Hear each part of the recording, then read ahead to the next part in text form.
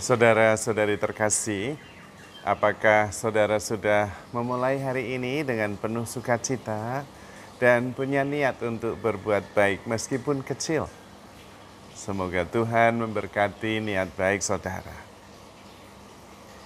Banyak di antara kita hidup dalam ilusi. Mungkin kita tidak sadar bahwa itu ilusi karena memang kita tidak diajari ketika kecil untuk membedakan mana yang sungguh-sungguh real, mana yang sungguh-sungguh hanya ilusi saja.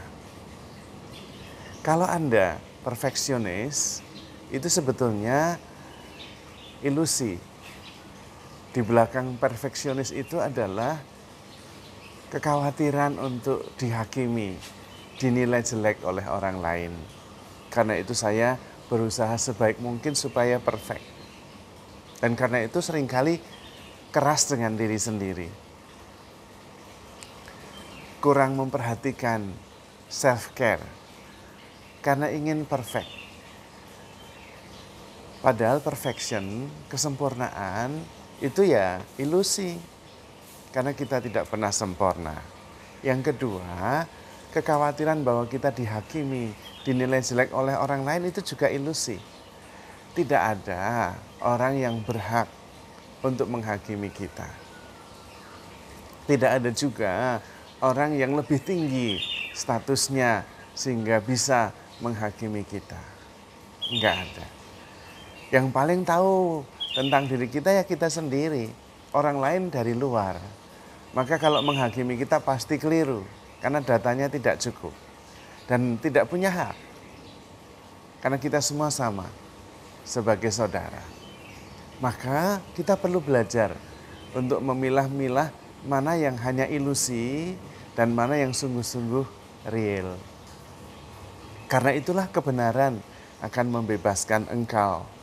Karena ketika kita hidup di dalam ilusi, kemudian kita tidak jernih melihat kenyataan hidup kita. Kita menuntut diri terlalu keras, ingin sempurna, padahal sebetulnya itu ilusi. Maka sebetulnya menghayati kehidupan itu lebih sebagai keterbukaan. Bukan mau tampil sempurna. Tetapi keterbukaan untuk bisa menerima apa saja dengan sadar dan mengagumi setiap peristiwa sungguh-sungguh dari dalam hati. Lalu kemudian bisa melihat dengan jernih setiap peristiwa itu mengagumkan. Bahkan kalau kita sudah terbuka, memandang sebuah pohon, kita bisa takjub.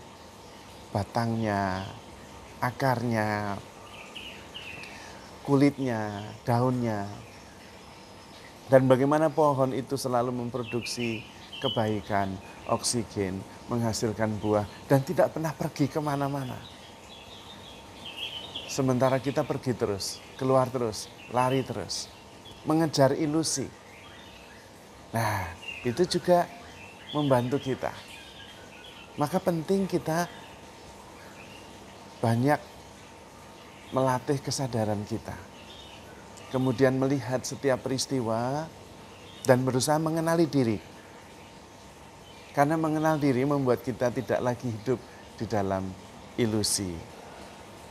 Kita bisa lebih mengerti apa yang kita butuhkan, apa yang sungguh-sungguh membuat kita tenang. Menghakimi orang lain juga tidak, dihakimi orang lain juga kita bisa menerima karena sadar penghakimannya pasti keliru. Pasti. Karena datanya tidak cukup. Dan pada saat yang sama kemudian kita bisa menerima diri sendiri. Malah lebih penting justru menyadari bahwa kita dicintai. Bahwa hidup itu menakjubkan. Tidak harus sempurna. Menerima kemanusiaan kita apa adanya, itulah kesempurnaan. Menerima alam semesta, menerima peristiwa-peristiwa apa adanya, itulah kesempurnaan. Kemudian kita bisa mensyukuri segalanya. Karena sadar dalam setiap peristiwa itu ada tangan Tuhan yang sedang merendah masa depan kita. Maka saya ingin Anda semua menyadari diri bahwa Anda itu menakjubkan, tidak ada yang kurang. Dan ini penting, karena penerimaan diri, respek terhadap diri sendiri justru membuat kita bertumbuh. Justru kita bisa menghargai orang lain. Banyak di antara kurang mengenal potensi kita. Di dalam diri kita itu ada yang ilahi. Di dalam diri kita, kita mempunyai unsur rohani yang tanpa batas, yang selalu bersama dengan Tuhan. Dan itu menakjubkan. Maka kita perlu mengenali diri kita sendiri, sehingga tidak terbelenggu oleh persoalan-persoalan yang kita hadapi seolah-olah tidak ada jalan keluarnya. Ada sebuah kisah yang melegenda. Suatu hari seorang anak ketika pulang sekolah, dia menyerahkan satu surat dari gurunya. Dan dia memberikan kepada mamanya. Anak ini baru kelas 5 atau 4, sekitar itu.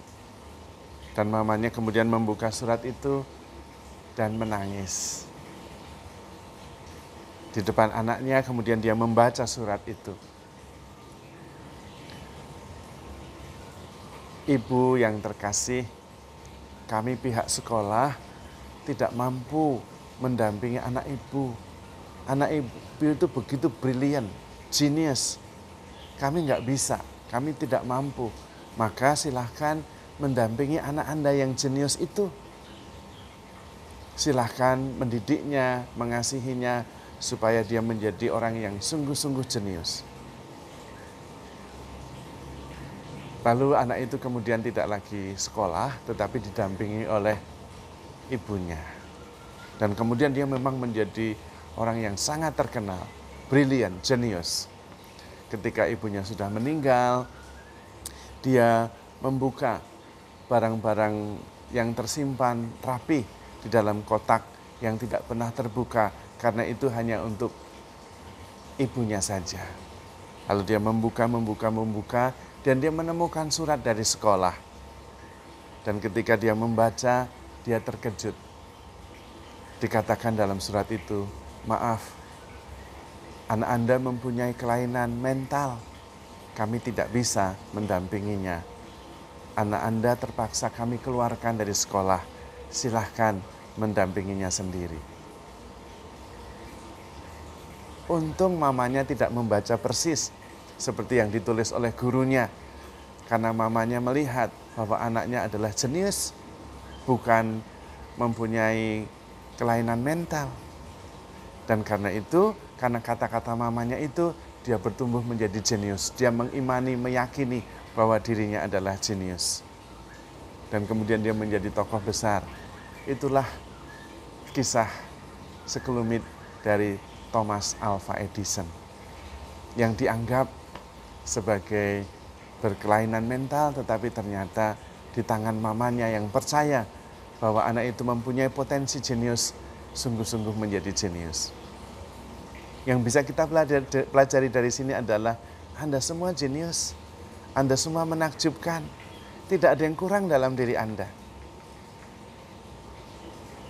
Terima, alami, syukuri, karena di dalam diri Anda ada yang ilahi, yang terus membaharui, yang terus membuat Anda bertumbuh menjadi pribadi-pribadi yang sungguh-sungguh menakjubkan. Karena sebetulnya begitu lahir saja, Anda adalah para juara.